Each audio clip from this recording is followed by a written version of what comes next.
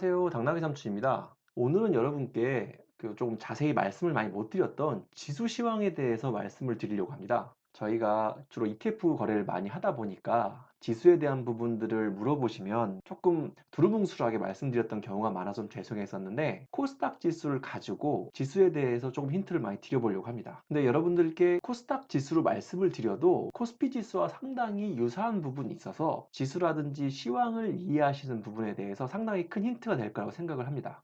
여기 보시면 코스닥 지수는 최저가 대비 2배 이상 올랐던 전 세계 지수 중에서 가장 많이 그리고 빨리 올랐던 지수입니다. 그러니까 나스닥보다도 훨씬 더 상승폭이 컸으니까요. 코스닥 지수가 선도 지수의 역할을 했다라고 보시면 됩니다. 물론 규모라든지 구성 종목이라든지 이런 특성들이 반영되어 있는 건 맞지만, 그만큼 이번 코로나 사태 이후에 3월부터 9월까지 강한 반등장에 선봉장 역할을 했던 것이 코스닥 지수입니다. 근데 최근에 보시면 코스닥 지수가 많이 흔들리죠. 흔들리는 이유를 간략하게 말씀드린다고 하면 우선 너무 많이 올랐기 때문입니다.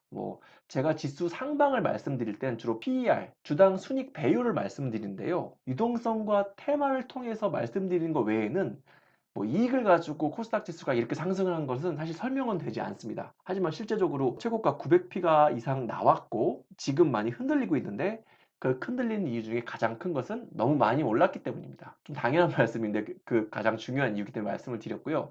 두 번째로는 코스닥 지수를 구성하고 있는 종목들이 아까도 말씀드렸듯이 이슈라든지 유동성 테마에 많이 실려 있는 종목들입니다. 이번에는 진단 키트였다든지 아니면 치료제, 백신, 또 그리고 2차 전지, 최근에 각광을 받고 있죠. 그리고 5G, 이런 테마들이 코스닥 대형주들 다 몰려 있습니다. 그런데 이런 종목들이 많이 흔들리면서 삼성전자라든지 SK하이닉스라든지 이렇게 지표 종목들이 없다 보니 코스닥 지수가 이렇게 빨리 많이 흔들린 겁니다. 이게 최근의 하락의 이유라고 간략하게 말씀드릴 수 있고요. 여기 보시면 초보자들 분들도 그 기술적 분석에 대해서 관심이 조금이라도 있는 분들 보시면 되게 재밌게 이게 지금 이렇게 헤드앤숄더형, 그러니까 아주 기본적인 패턴이죠. 그 상승에서의 끝물의 형태들을 보여주고 있는 헤드앤숄더 패턴을 만들고 있다는 것들이 아주 극명하게 드러나죠. 또 그리고 여기 헤드앤숄더형의 가장 또 중요한 부분인 거래량이 이렇게 줄어들고 있는 부분들. 코스닥 지수에서 이 헤드앤숄더형이 딱 출현을 해버린 겁니다. 그러면 헤드앤숄더형에서 상당히 중요한 부분이 뭐냐? 바로 이 부분입니다. 처음에 그 왼쪽 어깨로 인식되는 부분에 그 자리들을 어떻게 살려나갔는지, 지금 보시면 저점에 대한 도전이 지금 세 번째 나오고 있습니다. 그런데 공교롭게도 이 저점이 121선의 지지를 받고 있고요. 여기서 제가 이 폭으로 저점 대비 고점의 폭을 봤을 때 25% 선의 지지와 저항 자리입니다. 그러면 여기는 헤드앤숄더형이라고 하는 기술적 분석의 패턴의 부분, 이평선의 지지와 저항에 대한 부분, 또 그리고 이 전저점에 대한 테스트 세 번째 부분, 또 그리고 고점 대비 저점의 25% 선의 부분, 이런 부분들이 다 몰려있는 매우 중요한 자리에 지금 들어선 거예요. 그러면 이 부분 지금 780선 정도가 됐을 때 이게 깨지는지 아니면 여기서 유지를 해가지고 바로 가는지, 이런 부분들이 상당히 중요해지게 된 겁니다. 지금 807이니까 780선까지 보는 거는 그렇게 어렵진 않을 겁니다. 하지만 여기서 지지와 저항이 어떻게 되는지 이 부분에 대해서 잘 살펴봐야 된다. 현재 그러한 장으로 가버렸다 라고 하는 건 우리가 인정을 하고 코스닥 지수가 조금 더 흔들릴 수 있다 라고 하는 것들을 염두하셔야 될 것 같습니다.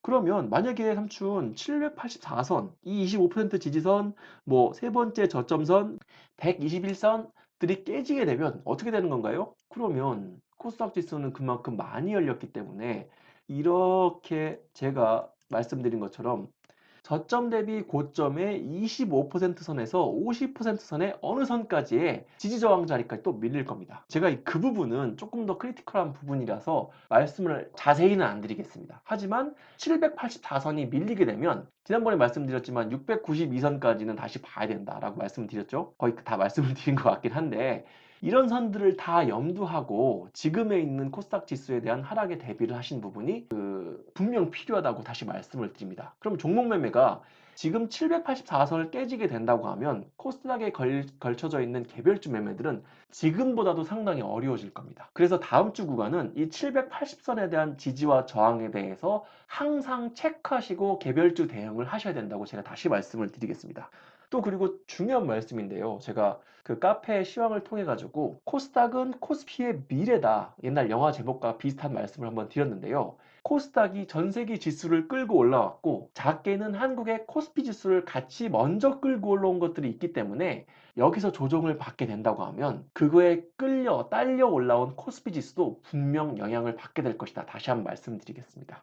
그래서 지금에 있는 올해 처음의 고점이었던 692선 이 부분까지도 여러분들이 어떻게 올지 아니면 이 전에서 끝날지 아니면 이 사이에 있는 784선부터 662선 사이에 있는 어떠한 지저항선에서 걸릴지 이런 부분들을 잘 생각을 하셔야 됩니다. 그래서 지금은 제가 최근에 코스닥의 흐름들을 보면서 계속 말씀드렸던 것이 덤빌 자리 아니다. 올라간다고 하더라도 단기적인 일변동성이지 크게 덤비지 마시고 보수적으로 비중 줄이고 매매를 제한하셔라 라고 계속 말씀을 드리고 있습니다. 이런 부분들 절대 쉽게 들지 마시고요. 항상 코스닥 지수의 이런 부분들의 중요한 저항선 자리에 현재 접근하고 있다는 거 생각하시고 매매 진행하시면 될 것 같습니다.